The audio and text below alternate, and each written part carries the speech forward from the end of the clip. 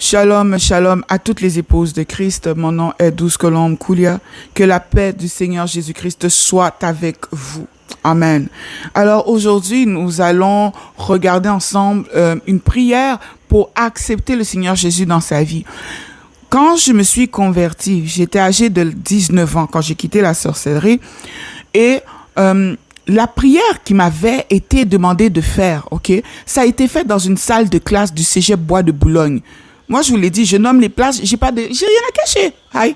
Donc, Cégep Bois de Boulogne, Donc, j'étais là, j'ai fait mes études là-bas. Et puis, à un moment donné, j'avais ce jeune homme qui ne cessait, presque de me harceler. Quand je dis cesser de me harceler, écoutez, j'avais les cheveux mauves, longs, les cheveux bleus. Mes cheveux étaient bleus, c'est mes yeux qui étaient mauves. Voilà. J'avais des verres de contact violets. Et je portais ça, j'ai dit, comme si ma maman m'avait fait avec yeux violets. Donc ça vous dit à quel point. Non, c'était grave mon affaire. Donc, j'avais des tresses longues, très longues. Donc déjà, tu peux savoir que je venais du monde des os, n'est-ce pas? Donc, cheveux très longues. Ceux qui voient mes vidéos, voyez que je suis une femme ronde. Donc, à l'adolescence, très plantureuse. Donc, jamais la chemise boutonnée au complet. Et si tu es garçon, tu t'assois avec moi. Une chose est sûre, tu vas pas te relever comme tu t'es assis avec moi. C'était comme ça. Et un jour, ce jeune homme est arrivé, Marcel, comme c'est pas permis. Il vient, connais-tu Jésus? À un moment donné, je dis, mais je vais le gifler, lui, avec son Jésus là. Il voit pas qu'on est au Canada. Il vient m'emmerder avec son Jésus. C'était ça que je me disais. Et je me souviens principalement d'un moment où mon oreille a commencé à écouter. Et c'est à ce moment, je vais vous dire exactement de quoi on a parlé. On s'était croisés dans le couloir. Bien sûr, quand je l'ai vu, j'ai eu envie de faire demi-tour, mais en courant, parce que je m'étais même préparée à le laver.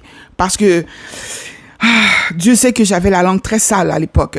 Bouche très sale, une facilité à ramasser. De la même façon que, vous voyez, Dieu m'a pourvu d'une facilité à communiquer sa parole et je bénis son Seigneur pour ça, de m'avoir sorti de là où j'étais. Mais de la même façon que quand j'étais dans le monde des ténèbres, eh bien, je pouvais ramasser ton père, ta mère très vite. J'avais des paroles qui pouvaient te tuer. Tu sais le genre de paroles tu dis, tu l'as dit à 8 heures, à 12 heures, le gars, il veut se suicider. Voilà. C'est ça la sorcellerie. J'ai renoncé à tout ça parce que Jésus m'a donné une opportunité incroyable, Incroyable. Et cette opportunité, Jésus te la donne aujourd'hui. Il te la donne. Cette opportunité-là, elle est à toi. Et pour faire une histoire courte, ce jeune homme-là, ce jour-là, dans le corridor, je lui ai posé une question parce qu'à ce moment-là, moi, j'étais en train de me débattre avec les démons à la maison. Je veux dire, à la maison, c'était la galère. Puis, quand je dis la galère, j'ai papa qui dort au sous-sol, qui fait ses trucs de sorcellerie. J'ai maman qui dort en haut. Et c'est depuis l'âge de 12 ans que je vois que mes parents sont des colocataires. D'accord? Ils étaient déjà colocataires, apparemment, les 12 années de ma naissance à mes 12 ans. Vous comprenez? Mais moi, c'est à partir de 12 ans que j'ai pris conscience que, un mari est censé dormir dans le lit de sa femme, C'est à partir de cet âge-là aussi que j'ai réalisé que, mon papa, quand je descends au sous-sol, il chante dans une langue que je ne connais pas. Moi, je parle en langue aujourd'hui, mais à l'époque, pensez-y, j'avais 12 ans, je connaissais comment tu parles en langue. Je ne savais même pas que ça existait, parler une autre langue qui ne soit pas la sienne. Et puis, en plus, qui vient de Dieu, parce qu'à l'époque, c'était d'un Dieu, mais aujourd'hui, je peux dire qu'il vient de Dieu. Vous comprenez? Donc, je lui ai demandé, ton Jésus là, réponds-moi bien, parce que c'est comme ça que je lui parlais, Je dis comme un ton très dur. Je dis, réponds-moi bien là, ton Jésus là, est-ce que si je lui donne ma vie, est-ce qu'il va me protéger contre toutes ces choses que je ne peux pas vous parler? Ça, c'est ce que je lui avais dit. Toutes ces choses que je ne peux pas dire. J'ai dit, ton Jésus, il est capable? Est-ce qu'il est capable? Est-ce qu'il est capable de se mettre devant celui qui m'a épousé sous l'eau là? Est-ce que ton Jésus peut tenir devant? Quand le jeune homme m'a dit comme ça que Jésus là, devant lui, tout genou fléchi. J'en parle, j'ai encore des émotions. Waouh! Qui aurait cru qu'après tant d'années, j'ai des émotions? Excusez-moi. Quand il m'a dit que tout genou fléchit dans le nom de Jésus-Christ, le jeune homme a trouvé un petit local là où on faisait nos cours là. Vous savez, c'est toujours libre au cégep. Les locaux sont libres si tu n'as pas des cours dedans. Et puis les locaux sont pas barrés. En plus, sur l'heure du midi, là, on avait ce qu'on appelle les GBUC, groupe, je vais essayer de m'en souvenir. J'ai groupe biblique universitaire collégial, GBUC, groupe biblique universitaire collégial. Ça se trouvait dans les cégeps au niveau de Montréal. Maintenant, est-ce que ça existe encore? Je ne sais pas. Je ne sais pas. Mais ce jeune homme, en tout cas, m'avait emmené dans une des salles de notre cégep, puisqu'on était dans le même cégep. Et voici ce qu'il m'a dit. Simplement, je suis très sérieuse. Il m'a dit, répète après moi. Mes sœurs, quelqu'un qui croit en Jésus-Christ, là, je vous assure que les chrétiens ne sont pas des menteurs. Je sais d'où je viens. Avec mon pantalon serré comme c'était pas possible, mes talons aiguilles, là, qui m'a amené au plafond, là. Je sais pas de quoi j'avais l'air, mais Satan avait fait de moi un bon pantin, hein. Pas vrai? Un bon pantin. Intelligente. Je voulais absolument aller en médecine, mais j'ai dit, je voyais pas mon état dépravé. Ça, je le voyais pas. Et là, il m'a dit, j'ai dit, je vais répéter. Mais quand il m'a dit, tu vas dire au nom de Jésus, moi, Marie-Edwine Pierre, c'est mon... Pour ceux qui cherchent mon nom, c'est mon nom, hein. Moi, j'ai rien à cacher. Moi, Marie-Edwine Pierre. On m'appelle Douce Colombe Koulia parce que Dieu m'a rebaptisé. Donc, ce nom-là que je viens de dire, mon premier prénom, je ne l'utilise pas. Je l'utilise uniquement sur les papiers de mes enfants parce que j'ai eu l'interdiction de l'utiliser. Parce que mon nom était, ma naissance et mon nom sont intimement liés à la sorcellerie. Mon nom n'est pas composé n'importe comment et chaque nom que je porte a une signification. Le Edwin a une signification, le Pierre a une signification et un rituel a été fait sur mon nom. Vous comprenez ça? Mon mari ne m'appelle pas par mon prénom. Ce n'est pas pour rien. Donc, quand j'ai commencé à dire moi, et là je cite mon nom, j'accepte, et là maintenant j'arrive dans le bout pour dire Jésus comme mon sauveur personnel. Eh boy! Wouhou! Quand je devais dire Jésus là, non, c'est comme si on avait collé ma bouche avec ciment. Tu cherches, il n'y a pas de colle, hein. Ta bouche refuse de s'ouvrir. Et pendant que ta bouche refuse de s'ouvrir, en dedans de toi, là, tu commences à être gonflé comme ça. Tu es gonflé, c'est-à-dire que tu te sens énervé. Mais tu sais pas pourquoi. Tu es énervé, mais tu penses que c'est toi qui es énervé. Tu dis, lui, il m'énerve. Et moi, je le regardais, je me disais, ça va où là avec son Jésus? Pourquoi est-ce que j'ai dit oui? Mais tu vois, tout ça passait dans ma tête. Et finalement, Dieu m'a donné la force. Et j'ai dit, j'accepte Jésus-Christ comme mon sauveur et mon Seigneur. Ce jour-là, voici ce qui s'est passé. J'ai senti une personne sortir de moi. Je ne sais pas comment vous expliquer. C'est comme s'il y avait un éléphant qui, pendant toutes ces années, était assis sur mon estomac. J'ai senti un poids me quitter instantanément au nom de Jésus-Christ à Rabatero. J'ai dit... Le feu est tombé sur moi dans cette école-là. J'ai ouvert la porte. Quand je suis arrivé dans la cafétéria, je voulais que quelqu'un me donne une Bible. J'étais prête à arracher la Bible à n'importe qui des GBUC que je voyais passer là. Parce qu'il me fallait la mienne. Je voulais une Bible. Et j'ai dit au jeune homme, trouve-moi une Bible. Lui-même, il était étonné. J'ai dit, trouve-moi vite une Bible. Et c'est pour dire que la personne qui t'emmène à la conversion, elle te présente Jésus, mais elle ne sait pas forcément qui tu es, ni ce que tu étais. Donc lui, pour lui, c'est une étudiante qui l'a amené à la conversion. Il ne savait pas que c'était une épouse de Satan qui venait de devenir ex-épouse. C'est une épouse de Satan qui venait de divorcer dans sa face, là, en direct. Lui, il ne savait pas tout ça. Et Satan l'a pas raté, hein. Je suis très sérieuse. Dieu m'en est témoin, Satan n'a pas raté ce gars. Il a été frappé mal. Pourquoi? Parce que il m'a prêché l'évangile et que j'ai accepté Jésus-Christ comme Seigneur et Sauveur dans ma vie. Je n'ai pas eu à faire de grandes cérémonies. Sachez que les gens confondent souvent la prière d'acceptation de Christ dans ta vie et la prière de repentance. Moi, la prière de repentance, là, vous pensez que ça s'est fait en même temps, mais il ne faut pas rêver. Vous pensez quoi? J'ai accepté Jésus. Du moment que je l'ai accepté, le poids s'est retiré.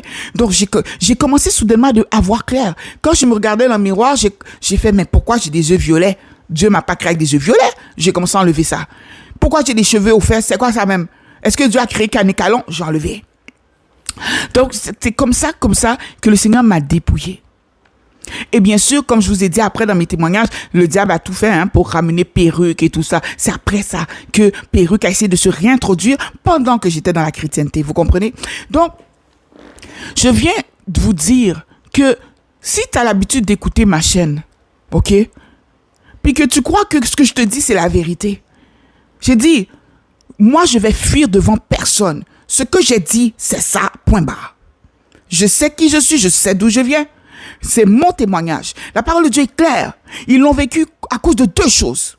2, pas 50. Ils l'ont pas vécu à cause de ton argent. Ils l'ont pas vécu à cause de ton opinion. Ils ne l'ont pas vécu à cause de ta prédication bien formée. Ils n'ont pas vécu parce que tu as copié prédication de quelqu'un d'autre alors que toi, tu n'as jamais vécu ça. Non. Ils l'ont vécu à cause du sang de l'agneau. Et de la parole de leur témoignage. 2. Ça veut dire quoi? On peut te niaiser sur tes connaissances. On peut te dire, ouais, tu as été à telle école biblique, en passant, ce qui n'est pas mon cas. Tu as été à telle école biblique, ouais, les pasteurs sont très bofs là-bas. On peut te dire beaucoup de choses. Mais, essayez de tenir devant quelqu'un qui va te dire, ouais, moi, excusez-moi, moi, j'ai passé 20 ans, mon père m'a violé pendant 20 ans, et puis après, j'ai été plongé dans la drogue pendant 17 ans, et puis un jour, Jésus est venu. C'est toi qui vas venir dire à la femme qu'elle s'était pas fait violer. C'est toi qui vas venir lui dire que les 20 ans qu'elle a eu là, elle les a hallucinés, quoi. C'est toi qui vas venir lui dire ça? C'est toi? C'est pourquoi Satan ne peut pas renverser le témoignage d'un chrétien. Parce que le chrétien qui a un témoignage avec le Christ, comme je dis toujours à mes enfants, emmenez-moi 2 machettes, il n'y a pas de problème. Moi, j'ai dit, je ne vais jamais renier mon Dieu. Je sais qui m'a sauvé. Jésus-Christ est son nom. Ce n'est pas Allah, ce n'est pas Bouddha. OK? D'ailleurs, leur tombe, eux, il y a quelqu'un dedans. Il n'y a personne, moi, dans la tombe de Jésus. Il n'y a personne dans la tombe de Jésus-Christ. Appelez-le prophète comme vous voulez, mais Jésus-Christ est le Fils de Dieu, il est Dieu. Faut l'appeler prophète comme tu veux, ça change rien dans ma vie. Et surtout, ça change rien dans ce que Dieu est lui-même. Les gens veulent prêcher avec des fleurs. Il y en a tellement déjà, moi je ne rajouterai aucune fleur. Mais je peux dire une chose, je suis une personne fiable. Ça, par exemple, je suis fiable. Maintenant, la prière de repentance, c'est quand tu demandes pardon pour tout. Et ça peut être très long, la prière de repentance. Moi, quand j'ai fait la prière de repentance, j'étais déjà converti et je parlais déjà en langue. Parce que oui, demander pardon, je demandais pardon. J'ai dit, j'ai accepté Jésus dans ma vie. Mais je parle de la vraie prière de repentance. Celle qui accompagne la prière de délivrance, là. Celle-là où tu peux te mettre à galoper, à courir à 4 pattes ou te mettre à vomir. OK? C'est de celle-là que je parle. Cette prière-là, on fait pas ça comme premier jour. Oui, en longue distance, là, tu es quelque part je sais pas, moi, en Chine, en Italie, on me suit de partout. Tu es là-bas. Et puis, moi, en mon âme et conscience, je vais t'envoyer comme faire prière de repentance avec précision, comme ça, sans qu'il y ait un serviteur de Dieu à côté de toi. Je ne ferai pas ça, ma chère. Parce que le Seigneur Jésus nous a donné un minimum de sagesse. Pas vrai? Mais il y a une prière que nous pouvons faire ensemble. Une qu'on peut faire ensemble. C'est celle où tu vas accepter Jésus comme ton sauveur et ton Seigneur. Amen. Maintenant, la prière de repentance, je vais mettre une prière de repentance, bien sûr. Et n'oubliez pas que ce ne sont que des canevas. Mais la prière de repentance, lorsque tu as déjà accepté Jésus, Jésus est installé dans ton cœur. Tu commences à te taper correctement la prière de repentance. Je renonce à la sorcellerie, au fétichisme. Je renonce aux arts divinatoires, à l'astrologie. Tu commences là, tu commences à déblayer. Et ce n'est pas obligé non plus de se passer quelques mois après. Tu peux te convertir aujourd'hui et puis demain, la prière de repentance, ça rentre. Vous comprenez? Mais ce n'est pas la même chose. Clairement, ce n'est pas la même chose. Moi, je n'ai pas fait de prière de repentance. J'ai fait un appel au secours. J'ai dit à Jésus, au secours, dans ma maison, c'est le bordel. Père, viens, je veux bien croire en toi. Viens, s'il te plaît, viens mettre de l'ordre dans la maison que je suis. Car n'oublie pas que vous êtes le temple du Saint-Esprit. Quand tu acceptes Jésus, tu deviens sa maison. Il vient et puis il habite dans ta maison. Tu deviens sa propriété. Tu deviens la propriété du Saint-Esprit. C'est pour ça qu'on dit qu'une personne qui a réellement reçu Jésus-Christ ne peut pas en même temps loger de démons.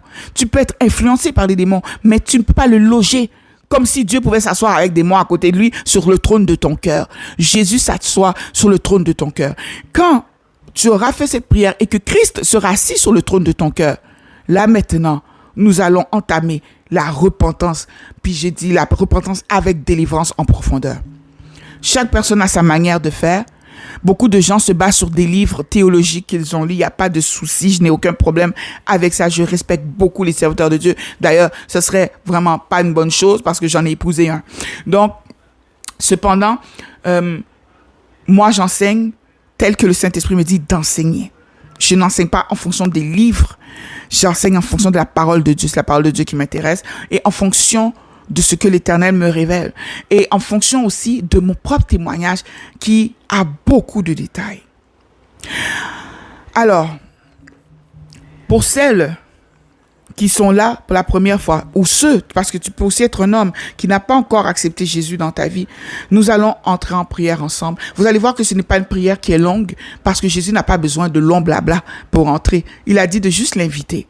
Il a dit, approchez-vous de lui et il s'approchera de vous. Amen. Prions ensemble.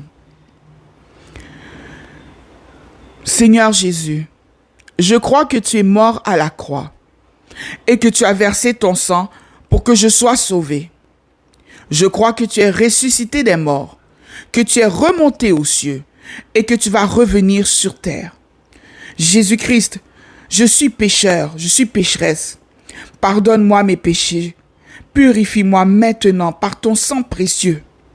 Au nom de Jésus-Christ, viens dans mon cœur. Viens dans mon cœur. Deviens le maître de ma personne. Assieds-toi sur le trône de mon cœur et sur le trône de ma vie. Et mets dehors tout ce qui, jusqu'à aujourd'hui, avait cherché à régner sur mon cœur. Dans le nom de Jésus-Christ, par la puissance du Saint-Esprit, parce que j'y crois, Seigneur, je le dis.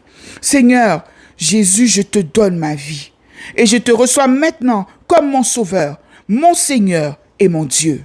Je t'appartiens pour toujours. Je te servirai et je te suivrai le reste de ma vie.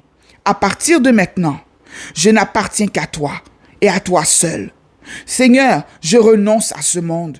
Je renonce à mes anciennes pratiques. Je renonce au péché et à moi-même. Je renonce à moi-même. Je refuse de m'appartenir. Je refuse d'appartenir à Satan. Aujourd'hui, je t'appartiens à toi. C'est à toi que j'appartiens. Toi qui m'as fait. Je n'appartiens plus à ce monde, ni à l'ennemi de mon âme. Je suis à toi et je suis né de nouveau à partir de cet instant. Dans le nom de Jésus-Christ, je l'ai déclaré. Et la parole de Dieu déclare qu'elle court avec vitesse, donc je sais que je suis exaucé. Amen. Amen. Souvenez-vous du verset suivant, mes sœurs, mes frères, Jean 1, 12. Mais à tous ceux qui l'ont reçu, à ceux qui croient en son nom, elle a donné le pouvoir de devenir enfant de Dieu. Donc, vous voyez, devenir enfant de Dieu, en fait, n'a toujours dépendu qu'une seule personne, de vous. Vous en avez reçu le pouvoir. Le Seigneur est venu nous donner le pouvoir de devenir enfant de Dieu. Et si tu as fait cette prière de tout ton cœur avec moi aujourd'hui, je te dis bienvenue dans la grande famille de Jésus-Christ. Et bientôt, ta vie ne sera plus jamais la même. Amen. Mon nom est Douce Colombe Koulia et je vous dis shalom.